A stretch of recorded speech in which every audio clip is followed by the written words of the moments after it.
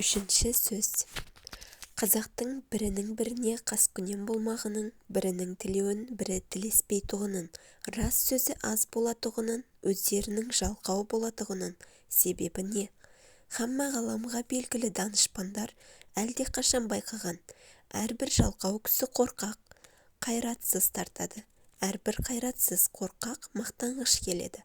Әрбір мақтаншақ қорқақ, ақылсыз, надан келеді. Әрбір ақылсыз, надан, арсыз келеді. Әрбір арсыз жалқаудан сұрамсақ, өзі тойымсыз, тыйымсыз, өнерсіз, ешкімге достығы жоқ жандар шығады. Мұның бәрі төрт аяқты малды көбейтемін деп басқа ойының жоқтығынан, өзге егін, сауда, өнер, ғылым секілді нәрселерге салынса, бұлай болмас еді. Әрбір мал іздеген малым көп болса, өзімдікі де балаларымда малды болса екен дейді. Ол мал көбейсе малшыларға бақтырмақ, өздері етке, қымызға тойып, сұлуды жайлап, жүйрікті бойлап отырмақ. Қыстауы тарлық қылса, арызы жеткендік, сыйы өткендік, барлық қызметімен біреудің қыстауын сатып алмақ, ептеп алмақ, тартып алмақ. Ол қыстауынан айырылған және біреуге тиіспек, я болмаса орынсыздығынан елден кетпек. Әр қазақтың ойы осы. Осылар біріне бірі достық ойлай ала ма? Кедей көп болса, ақысы кем болар еді. Малдан айырылғандар көбейсе, қыстауы босар еді деп, мен ананы кедей болса екен деп, ол мені кедей болса екен деп, әуелде ішімізбен қас сағындық. Әрберден соң сыртымызға шықты жауластық, дауластық, партияластық. Осындай қастарға сөзім өтімді болсын және деп, ептеп мал жиюға күшім жетімді болсын деп, қызметке болыстық, билікке таластық. Сонан соң не момынның баласы бөтен жаққа шығып, еңбек қылып мал іздемейді, егін, сауданың керегі жоқ болады. Өз басын өзі осындай таласпенен кісі көбейтеміз деп, партия жиғандардың бүгін біреуіне кезекпен сатады да жүреді. Ұрылар тыйылмайды. Ел тыныш болса, оның ұрлығын ешкім сүйемес еді.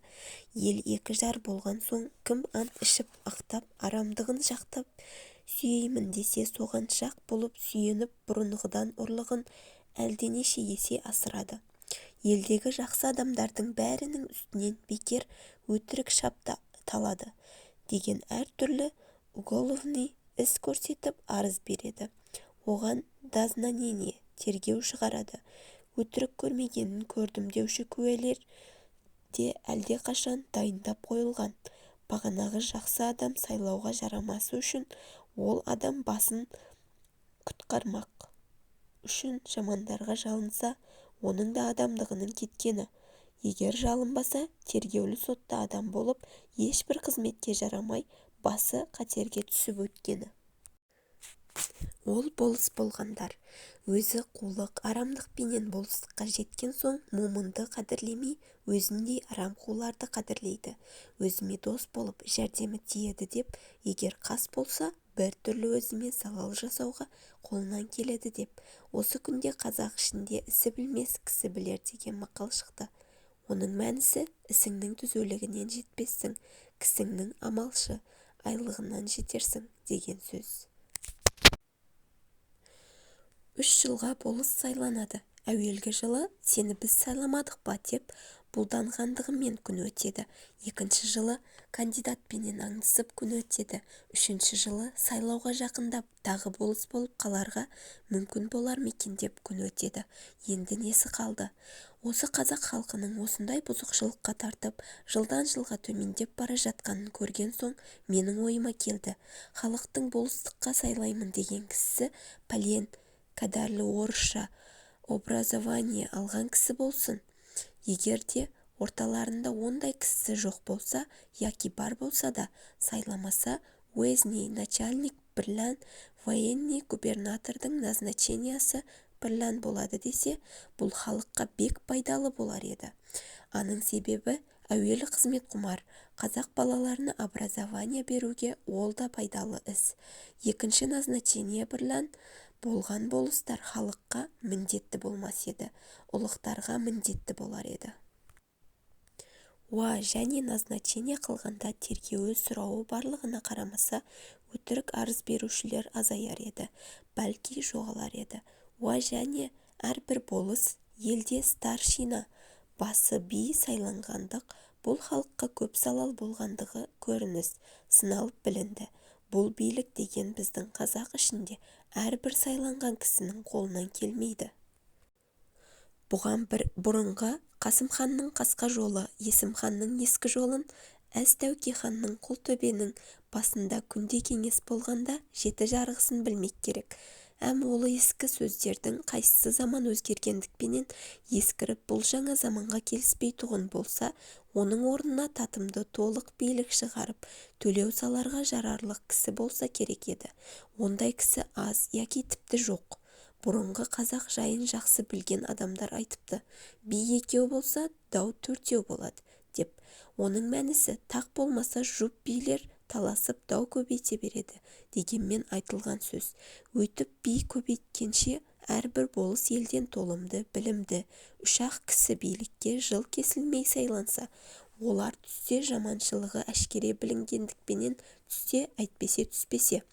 Ол билерге даугер адамдар қарамай, екеу-екі кісіні билікке таңдап алып, үстіне біреуді посредникке сайлап алып, біте берсе, егер оған да ынтымақтаса алмаса, бағанағы үш бидің біреуін алып, яки жүре берем, сайлап алып жүгінсе, сонда дау ұзамай бітім болар еді.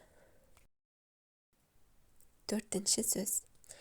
Әрбір байқаған адам білсе керек, күлкі өзі бір мастық екенін, әрбір мас кісіден ғафил көп өтетұғынында, әрбір мастың сөйлеген кезінде бас ауыртатұғынын, бұлай болғанда күлкіге салынған кісі не шаруадан, не ақылдан, не ұят келерлік істен құр ғафил көп өткізіп отырса керек. Осындай ғафилдік көп өткізіп елемеген кісінің не дүниеде, не ахиретте басы бір ауырмай қалмаса керек. Әрбір уайым қайғы ойлағыш кісі не дүние шаруасына, не ахирет шаруасына өзгеден жинақырақ болса керек. Әрбір жинақылықтың түбі реніш болса керек. Енді олай болғанда үнемі уайым қайғыменен жүре аламыз ба? Үнемі уайым қайғыға жан шыдай ма екен? Үнемі күлмей жүре аламыз ба? Үнемі күлмей жүруге жан шыдай ма екен? Жоқ, мен үнемі уайым қайғыменен бол демеймін. Уайым қайғысыздығыңа уайым қайғы қылдағы, сол уайым қайғысыздықтан құтыларлық орынды харекет табу керек, хам қылу керек. Әрбір орынды харекет өзі де уайым қайғыны азайтады. Орынсыз күлкіменен азайтпа, қайғыны орынды харекетпен азайт. Шығар есігін таба алмай, уайым қайғының ішіне кіріп алып, қамалып қалмақ, ол өзі де бір антұрғандық. Және әрбір жаман кісінің қылығына күлсең, оған рахаттанып күлме, ыза болғаныңнан күл. Ызалы күлкі өзі де қайғы. Ондай күлкіге үнемі өзің де салынбассың. Әрбір жақсы адамның жақсылық тапқанына рақаттанып күлсең, оның жақсылықты жақсылығынан тапқандығын ғибрат көріп күл. Әрбір ғибрат алмақтың өзі де мастыққа жібермей уақытымен тоқтатады. Көп күлкінің бәрі де мақтағаным жоқ. Оның ішінде бір күлкі бар-ау. Құдай жаратқан орны менен іштен көкіректен келмейді. Қолдан жасап сырты менен бет аузын түзеп, бай-бай күлкінің әнін сәндеп, әдемішілік үшін күлетін бояма күлкі. Адам баласы жылап туады, кейіп өледі. Екі ортада бұл дүниенің рахаттарының қайда екенін білмей, бірін-бірі аңдып, біріне-бірі мақтанып, есіл өмірді ескерусіз босқа жарамсыз қылықпен қор етіп өткізеді де, таусылған күнінде бір күндік өмірдің бар малына салып алуға таба алмай, қулық, саумақ, көз сүзіп тіленіп адам саумақ өнерсіз иттің ісі. Әуелі Құдайға сыйынып, екінші өз қайтарыңа сүйеніп, еңбегіңді сау, еңбек қылсаң, қара жер де береді, құр тастамайды.